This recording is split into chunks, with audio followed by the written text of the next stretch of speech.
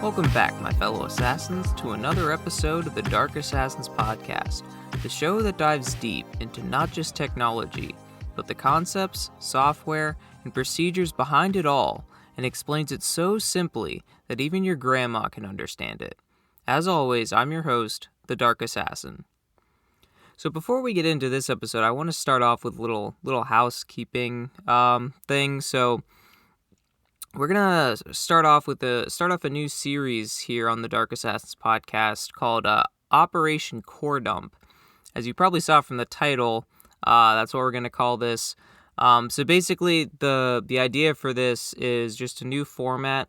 So rather than having more or less one topic go for the entire episode, we're gonna cover multiple topics that couldn't quite fit into one full episode.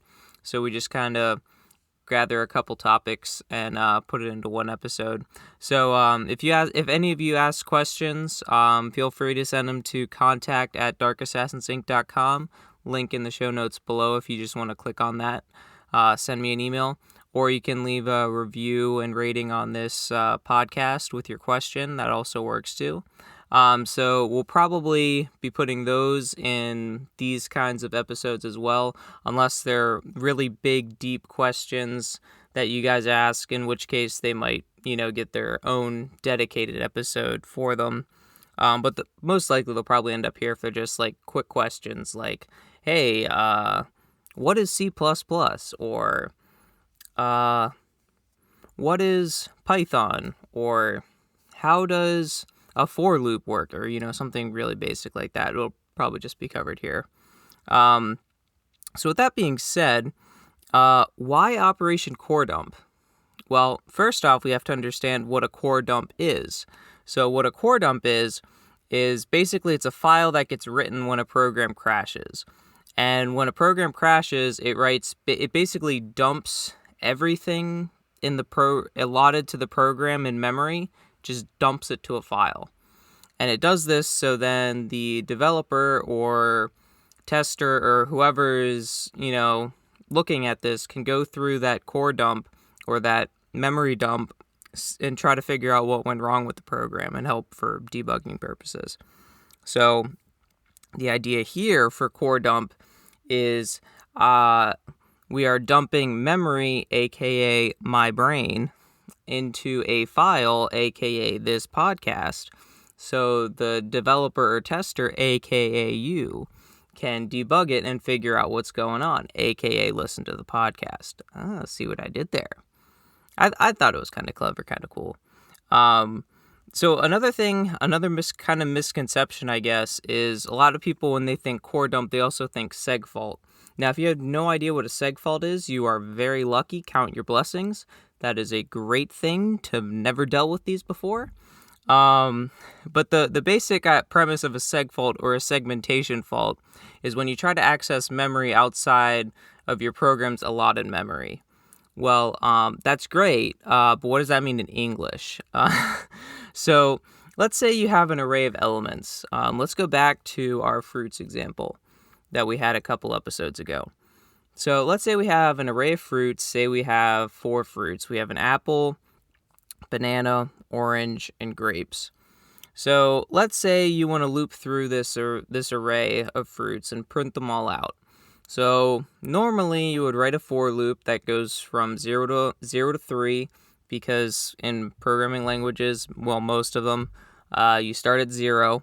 So you would get the index of the 0th element, and then you would get the index of the second, or the first rather, and then the second, and then the third, and then you have all 4. So what happens if you try to get the element of, say, the 6th element? Obviously, there's no 6th element, so you're trying to access memory that you don't have access to, and then the program crashes. Now, usually, when you do something like this and you try to access memory that doesn't exist and you get a segfault, usually a core dump comes along with that, but the reason for the crash is the segmentation fault, and more, I guess you could say, the effect of the crash, or what happens because of the crash, is the core dump, where the memory just gets dumped so you can try to figure out what went wrong. So yeah, that's Operation Core Dump. it's probably not going to be every episode, but definitely gonna work it into the mix. So without any further ado, let's get on to the topics. So the first one is, why aren't all apps cross-platform? In other words, why does my Windows exe not work on my Mac computer? Or why does this executable that runs on this Linux server not work on my Windows PC? So there's a couple factors that kind of play into this, but the first is there are some apps that are just generally cross-platform and will work regardless. One of them is pretty much anything written in Python. As long as Python's installed on the machine and you're running with the right version, for example, if you wrote a Python 3 program, if you have Python 3 installed, you're pretty much good to go. If you wrote a Python 2 program, which if you are, why are you doing that? That's been outdated for like a decade now, so get hip to Python 3. It's so much better. But if for whatever reason you're still using Python 2 and you're trying to run it on a system that only has Python 3, you're probably going to have some issues. But assuming that you're running the same version, version 3, for example, you're pretty much good to go. And the reason is, we talked about this a little bit a couple episodes ago, that Python is an interpreted language. So you don't compile the code down to machine code so the computer can understand it, and then you run it. When you hit run, that's when the computer reads your program and tries to figure out what it's supposed to do, which obviously, as we mentioned in the previous episode, means that it's slower. But because that it's at runtime rather than compiled beforehand, you kind of get that benefit of it being able to run regardless of what machine it's on, which is definitely a benefit to it. And then you have other programming languages, specifically Java, for example, that uses its own JVM, which is the Java Virtual Machine. So the reason why this is nice is because, like I mentioned in the previous episode, everything is contained inside. So it has the runtime environment, all the dependencies, all the libraries that it needs to run. Basically anything that a Java program needs to function is contained inside the JVM, or the Java Virtual Machine. So because of that, it's able to run anywhere. You pop this virtual machine on a Windows machine, runs just fine. You plop it onto a Mac machine, runs just fine. Plop it on Linux, works just fine, because it's running in this virtual contained environment. Now we have to I guess we don't have to, but let's talk about virtual machines as a whole. And what are virtual machines, and why can they work across platform like this? No, we're not going to go like insanely deep into the weeds on this, but think of a virtual machine as basically an emulator. So if you've ever played like any retro games on your computer or on other consoles or whatever, it's basically an emulator. So rather than you running the application or the operating system on bare metal, which is, basically just how you run your normal, operating system on your desktop, it's run through a software translation layer, which basically, as far as your computer's concerned, is basically just any other process running on it, like you would, for Windows or Excel or your web browser or whatever the case may be. So the big thing to note here is that because it's a process and everything is contained inside of this process. So this is actually really good, and what most people do when they're, if they're trying to test malware, for instance, trying to see what viruses do, they put it inside a virtual machine to try to see what it does in order to not infect, either their personal computer or infect their whole network or whatever the case may be. Because, since everything's contained here, and it's not like your actual system, if something goes wrong, if something breaks, you just delete it, make a new one, no big deal. So virtual machines are definitely great in that sense. The biggest downside, though, is when it comes to performance. Since you have the operating system layer in between the bare metal hardware, so you have an operating system between the virtual machine and, your CPU, graphics card, memory, all that stuff. So this means because you have that additional layer, you definitely take a hit to performance. That's not to say, though, that you can't have bare metal access to a virtual machine, which is what hyper. So let me take a step back here. So in order to run a virtual machine, you need what's called a hypervisor. Now, there's two kinds of hypervisors. There's type 1 hypervisors and type 2 hypervisors. If you're running your operating system, like you're running Windows, Linux, or macOS, for example, and you're running a program like VirtualBox or VMware, for instance, that's what's called a type 2 hypervisor. Now, the reason it's called a type 2 hypervisor is because it's running on top of your operating system. So think of it like a stack. At the very bottom, you have your bare metal, which is your individual components like your CPU, your memory, your hard drive, graphics card, whatever. Then above that, you have the operating system, which is either your macOS, Windows, or Linux. And then on top of that, you have your hypervisor, which is basically just a controller to allow you to access your virtual machines. Now, there are things called type 1 hypervisors, which allow the virtual machines to run on bare metal. These are applications such as like VMware ESXi, Microsoft Hyper-V, or Proxmox are just a couple of them. The biggest difference here is if we go back to the stack, rather than you having your bare metal physical components, then your operating system, then your hypervisor, there's no operating system anymore. So you just have your bare metal, your hypervisor, and then your VMs. So this gives your VMs access to the bare metal, which allows them to run a lot better and a lot faster. And it's definitely, if you want to do any kind of big time virtualization and aren't just doing it for like code testing or some kind of malware testing, for example, doing it on a bare metal type 1 hypervisor is definitely the way you want to go.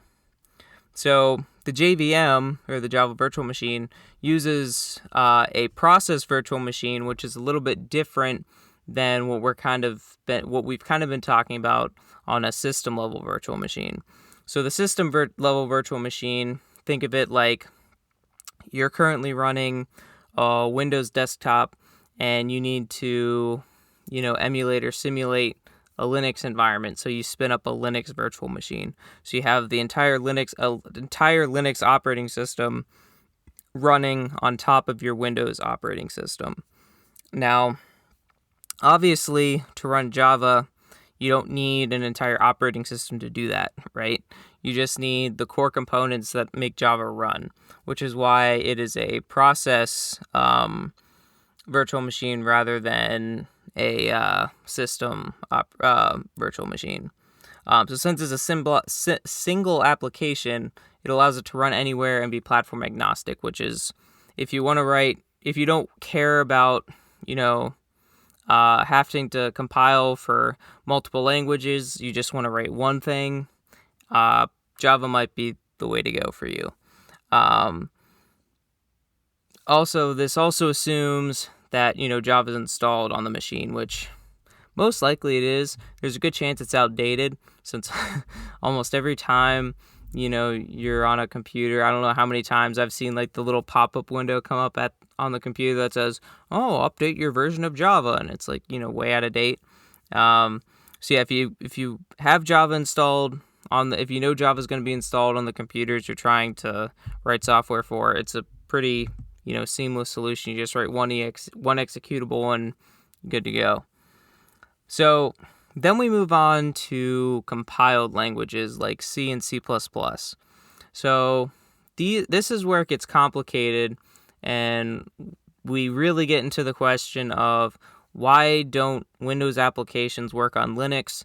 Why don't Linux applications work on macOS? And why don't macOS applications work on Windows? So macOS, Windows, and Linux are different operating systems, obviously. So they use different formats for how they design their software architecture, and mainly regards to how they use shared libraries. And shared libraries are just precompiled code so that your program can call upon it and doesn't have to have, this code that it's rarely going to use just sitting in memory doing nothing. So what does that mean in English again? That's a bunch of just mumbo jumbo garbage tech stuff that I'm not here for. I want the English. So the English is Microsoft Word uses external libraries for handling how it prints documents. So when you're typing up a Word document, you obviously don't need the code that tells Microsoft Word how to connect to a printer and print.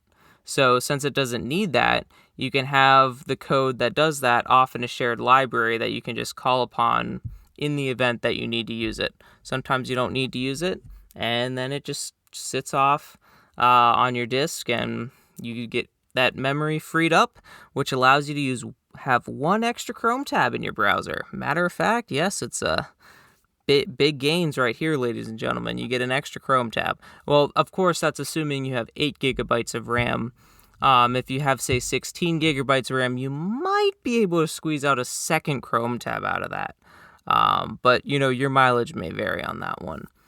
So, jokes aside, when the time arises and you need to actually print something, Word can just call upon that shared library that's off on your disk and then, load it into memory real quick, do the operation in order for you to print, and then you're good to go. And it's the reason it's done this way, like I mentioned, is save memory. And the other thing too is if you have these shared libraries, you can have other programs call upon the same libraries. So for instance, you could say like Microsoft Word is calling upon this printer share library. But then again, if you want to print, a PowerPoint or a PDF or an Excel spreadsheet, for example, they can call upon the same shared library so they don't have to write their own code for it, which is definitely a very nice thing to have. So Windows, Linux, and macOS, I mentioned a little bit earlier about the use of APIs. And macOS, Windows, and Linux use different APIs in their operating system and how they call various system calls, which makes sense because, they're different operating systems, so they're going to have different calls for how to do different things. So an API is an application programming interface. So what this allows you to do is make calls to code you didn't write. So a lot of people use them like for web APIs, for example, which are things where you can make a request to a website and it'll return you back something. So one of the basic ones is like weather APIs. So you can make a call to some, weather.com or whatever it is. And then you can make a request to get the weather for wherever you live, give it your zip code or whatever, and then it'll return you a bunch of information. Another one that I've used a decent amount is to get your global IP address. You just make an API call to this website, and it returns back your global IP address, which is pretty helpful for certain applications. So the APIs for operating systems like, macOS, Linux, and Windows, this allows you to do various different things like, creating network connections, like if you're trying to set up a socket, or if you want to do some like file handling, file I/O, writing to a file, reading from a file, that kind of thing, printing out output to the terminal or, what have you. So since these APIs are different, think of an API kind of like a language, for example. So think of Windows API like a language, like one language. Think of Linux API as a second language, and think of macOS's API as a third language. So yeah, you can translate them and they mean the same thing. So you can think of this translation as, your source code. So you're calling a file I/O a file operation, saying I want to write this to a file. So what you're saying is the same, just how it's said or how it's written in different languages is different. So if you think about it, like for example, in English and Spanish, aside from Spanish having a couple accent letters in their vocabulary, all the letters are the same, right? But the difference is the vocabulary, or in this case the API, how it's said. So, for example, in English it's dog, but in Spanish it's perro, right? So they both mean the same thing, but they're said differently. So if you try to pass in how Windows says write to a file to a Mac or a Linux system, it's going to have no idea what you're trying to say. Just like if you give me a sentence written in Chinese or Italian, I'm going to have no idea what to say. My brain's going to crash. Just like, my Mac would crash if I tried to run a Windows executable on it, right? So this is also why when you see different pages where you go to download software, where it asks you for, which operating system do you want to download it for. I mean, this is basically why, because most likely it was written in a language where it gets compiled down to the source code, or it calls upon certain shared libraries based on the operating system it's tied to. So if you try to download one for a different operating system, you're going to run into issues. Now, I know a decent amount of websites nowadays, they do have kind of like auto detection, because through like your user agent. So when you connect to a website, you send it, your web browser automatically sends it a bunch of information, so the website knows how to display the website.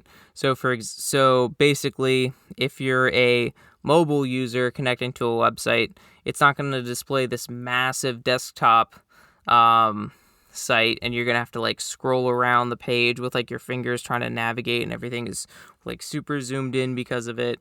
So part of the reason you send the user agent is so the website knows how to display the website to you.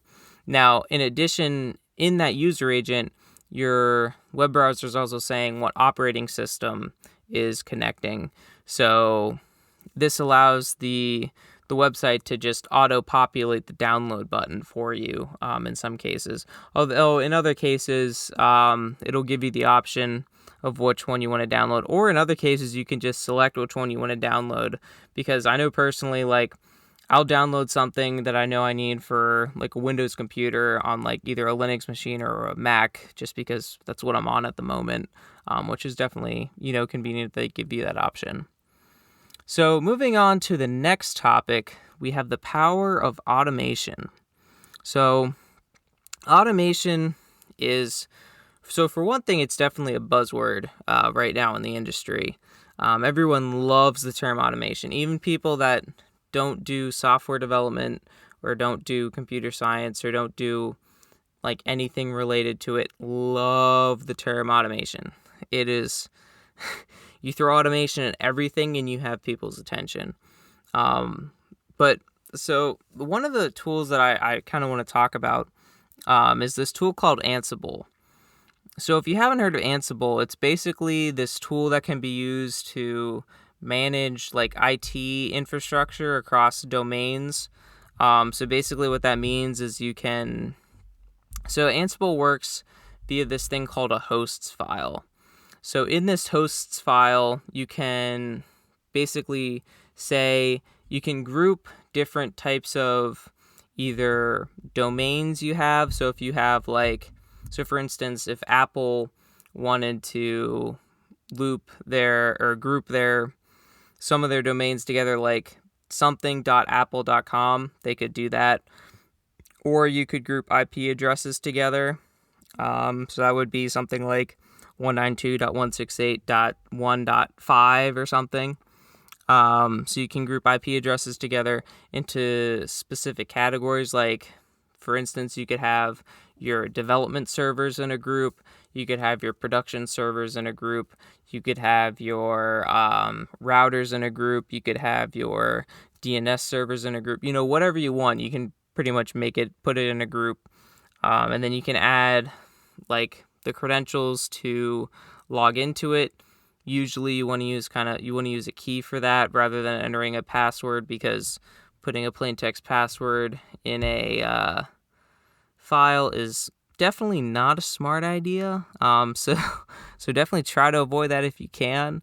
But the reason it's cool is because once you have this hosts file with the various groups that you want, you can then use what it's called playbooks in order to manage your infrastructure.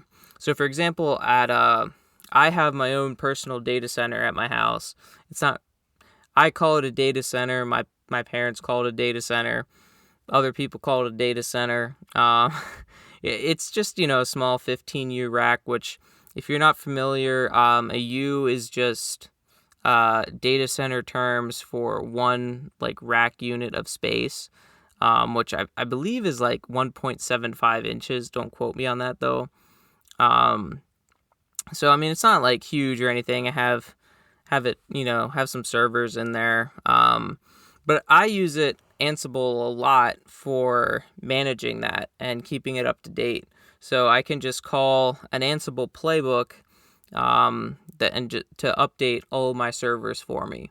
So how an Ansible playbook works is it's a YAML script, which is just another scripting language that will tell Ansible what you want it to do.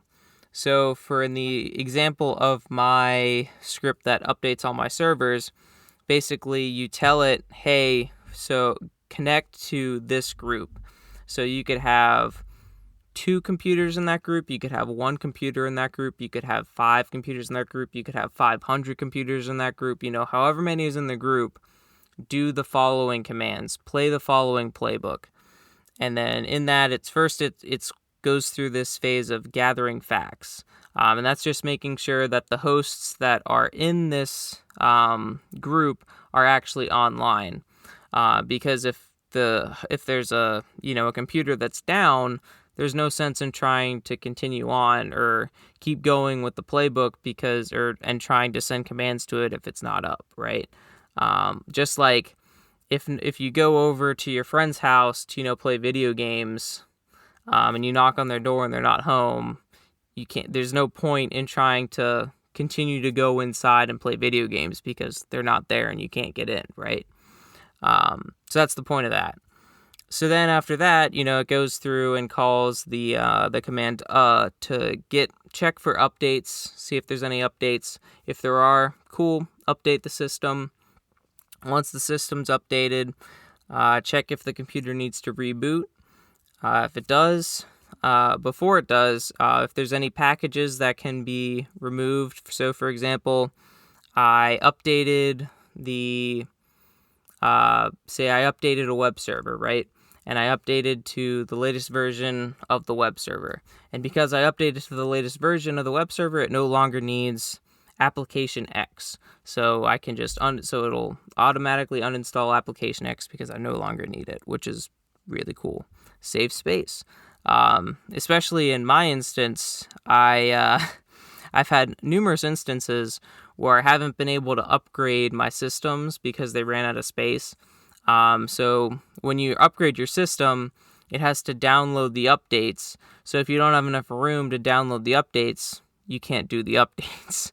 So some of the fixes that, I kid you not, some of the fixes I've literally just did a auto remove for the system to be like, hey, if you don't need to use the package anymore, get rid of it.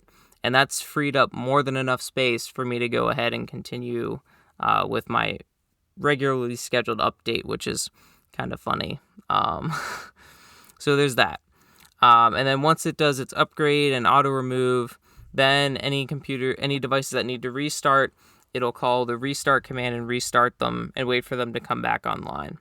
And then after all that's done, it'll give you an output of basically what it's called a recap, recap of the playbook, and it'll tell you how many things were changed, how many things were tried, and basically just give you a recap. If anything failed, it'll tell you that.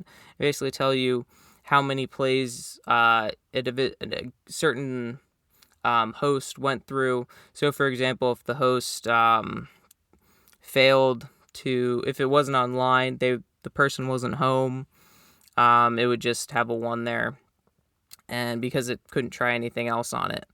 So that's Ansible. Another thing that I've been using Ansible a lot for is auto-deploying and building and packaging my code.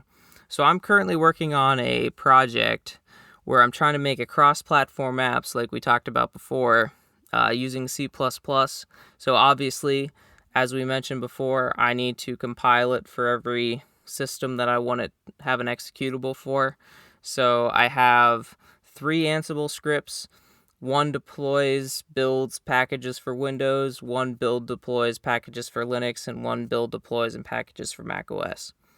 So this is a little bit, it's, in a way it's simpler, but it's also more complex too. And the main reason for that is the Ansible script or the Ansible playbook rather, I should say, to update my servers is like built-in Ansible commands. So Ansible has some built-in commands for various things like, updating servers.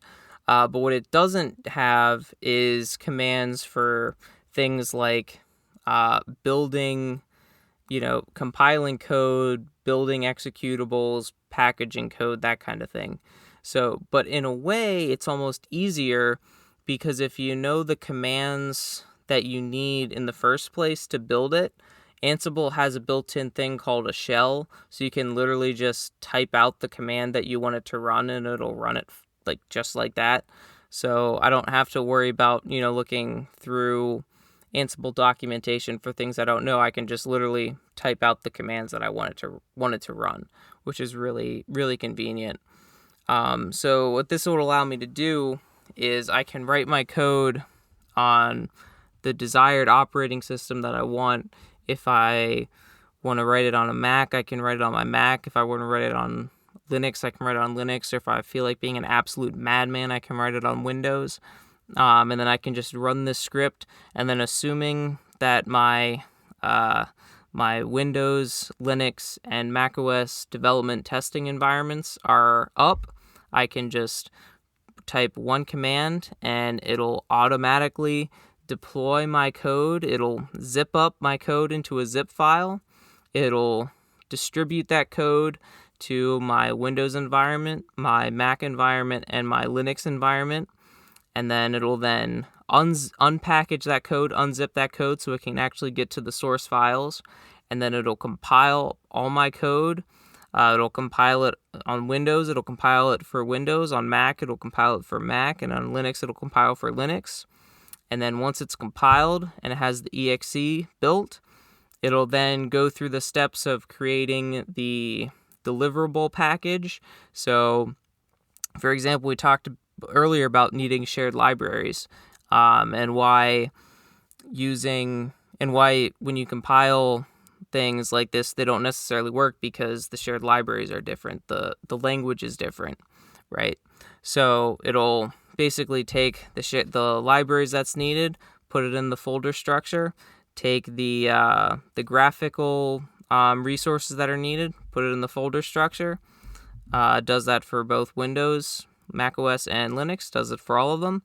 And then once it does all that, it'll zip all that code back up and send it back to me. So with one command, I can have 3 deliverable packages to be able to run on a Mac, run on Windows, and run on Linux. And I think that is just awesome. Like, you talk about magic. I mean, that is just awesome. The ability to just, with one line, you take a process that would, I don't even know how much time it saves me, because it would save me so much time. Like, the manual process of having to copy all the source code onto each one of those test environments, build the code, package it up, zip it up, and transfer it back. I mean, we're talking easily minutes, if not more, that is saved by just typing one command. And with one command, I wait maybe a couple minutes for the deployment, building, and sending back to me to happen. But while it's doing that, I can be doing other things. I can be, writing up some documentation, or, checking some email, or doing something completely different. I don't have to be actively worrying about trying to build and package all this code up. Plus, because it's in a script, it's in a playbook, it's every time gives me the exact result. So I don't have to worry about, oh no, did I forget to add that one image, or did I forget to add the library? None of that. Everything's done for me. I know it's done right because I tested it, and it is amazing. So if you ever need to build an application that's cross-platform, that's not like written in Java or Python, and you have access to a Windows, a Mac, or a Linux test environment, I highly recommend writing an Ansible playbook to auto-deploy, build, and package that code up for you, because it is a lifesaver. It is just awesome. Now, say you don't have, a Linux computer, a Windows computer, and a macOS computer. Well, we mentioned virtual machines earlier in the episode. So just create a couple virtual machines, and you're good to go. Now, I will say, creating a macOS virtual machine on a non-Mac computer can be kind of hard and kind of a royal pain in the butt, which is definitely a shame. But aside from that, I mean, maybe you don't care about writing apps for Mac. And to be honest, if you do care about writing apps for a Mac, you probably have one already. Just because most in Apple's infinite wisdom, they require you to have one to write apps for their operating systems, specifically iOS.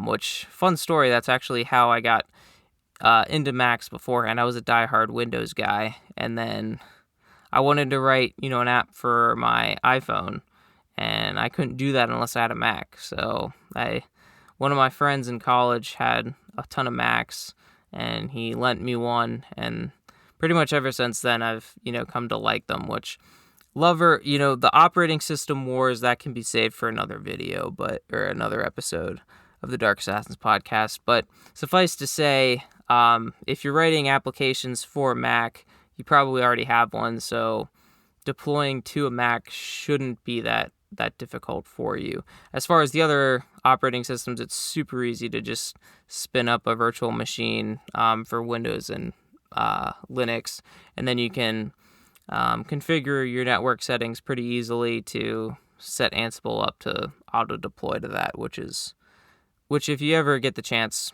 please do. It's a lifesaver.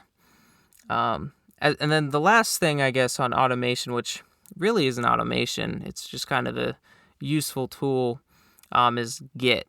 So if you haven't heard of Git, it's basically a source control versioning system. So you might have heard of things like GitHub, or Bitbucket, GitLab. These are basically repositories that you can push your code to and work collaboratively. So the reason why I kind of put this in automation, even though it's kind of not really, is if you use tools like GitHub or GitLab, for example, they do have some automation tools built into them, which I'm not going to go into because I personally haven't used them and not quite sure how they work. But they do have a lot of tools that you can use for automation stuff. But Git as itself is kind of automated, because if you're making changes to one piece of source code and you commit the change and push the change, only that change is actually being sent. You don't have to send your entire all your source code, commit the entire thing as source code and send that to the repository. So the reason this is pretty huge is if you're working on a project that's the source code is in the megabytes or the gigabytes, if every time you made one single change, you had to copy all of that code to the repository, that would be pretty darn inefficient, and depending on your internet connection, pretty slow. But the cool thing with Git is if you just make one change to one line of code in one file, it just has to push that one change. It doesn't have to push anything else, which is pretty cool. There's definitely a lot more to Git than that. which I'm not going to necessarily get into. But yeah, it's definitely a cool tool. If you're a software developer, you definitely need to use Git. I was one of those people that was kind of against Git because I didn't really care for it. But once it was kind of like C++ for me. Once I really got into it outside of the school environment and just kind of started using it in personal projects is where I really found a love for it. And then the last quick thing I guess I'll touch on is scripting languages are pretty good for automation too. Python scripts are like my best friend when I want to write something for automation. So recently I wrote a script to count the lines of source code that you have in a project. So basically what it does, it'll just go through all, given, file, given the file types you want to check, and then excluding any directories or files you want to exclude, it'll automatically count up how many lines of source code you wrote for you, so you don't have to, manually go through and check everything. And then I've written some other, scripts too with Python. But if I ever want to kind of automate something in my life, whether that's not having to write commands or whatever, I'll usually just kind of turn to Python because how easy it is. But if you're on Windows, you could just as easily use like a bash script, or a batch file rather. If you're on Linux, you could use a bash script. Windows, you could use a batch file or a PowerShell script if you're one of those people that's into PowerShell, which I think PowerShell is definitely a super powerful tool. I just have no idea how to use it. I've done like a little bit of it in PowerShell, but definitely not much. So, if you enjoyed this episode, I'd ask you to please leave a rating and a review and share with a friend or family member that you think would get any value out of the episode. If you have any questions about the episode, please leave a rating and a review with your question in it, or you can email me at contact@darkassassins.inc.com, or click on the link down in the show notes below. So that's going to do it for me in this episode of the Dark Assassins podcast. Until next time, my fellow assassins, remember, bool nothing equals true. If action not equal to null, return true. I'll see you next time on the Dark Assassins podcast.